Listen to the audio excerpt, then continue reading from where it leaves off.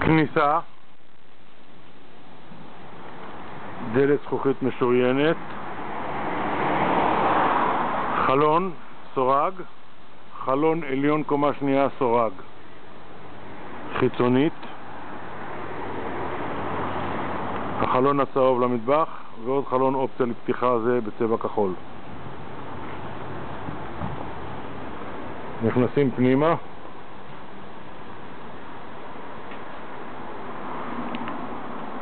סלון, ארון חשמל נפרד, חלון חיצוני כאילו עם וילון, יש פה רפרפה עם סורג, שולחן, מקרר, מיקרו, כיסאות, תקרה, הכל פלורסנטי, שולחן סלון,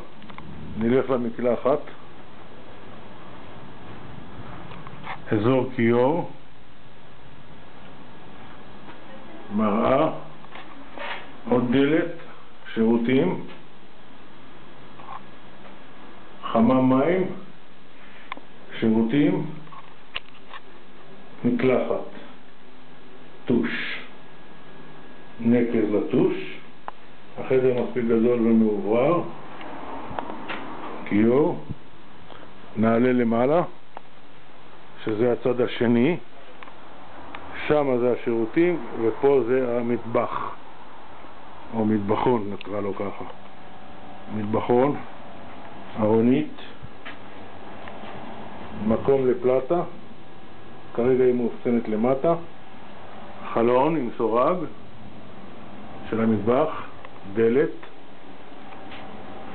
מדפים, כיור, כלי האוכל, מדפים, מדרגות, עלייה לקומה שנייה, עלייה לקומה שנייה, קומה ב', מזגן חלון, חדר גדול כ-30 מטר לערך, 28, ספה ספר, שולחן, כיסאות, מזרון שינה, אטמור, יותר נכון צלעות לחימום, שולחן נוסף לעבודה, מדפים, ארונית, מתלה אלומיניום, תקרות אקוסטיות, לחזית, יש גם שתי טלוויזיות, יש פה 4 חלונות, 1, 2, 3, 4. שתי הקיצונים ימין ושמאל, דהיינו זה וזה קבועים, שני אלה נפתחים לצדדים, דהיינו יש פה פתיחה של 1.5 מטר לערך עם רשת וסורג, וזה גם מדף שאפשר להניח עליו דברים, הוא בעל יכולת ספיגת משקל. לצורך הרמת דברים יש פה אפשרות להרים את השטיח, מתחתיו יש סורג שפותחים את התקרה האקוסטית ומעלים דברים, 1 מטר על 1 מטר פתח, וגם אפשר דרך הפתח הזה, הכל פונקציונלי, שטיחים מקיר לקיר, רצפה למטה, קירות, יורדים במדרגות, מעקה,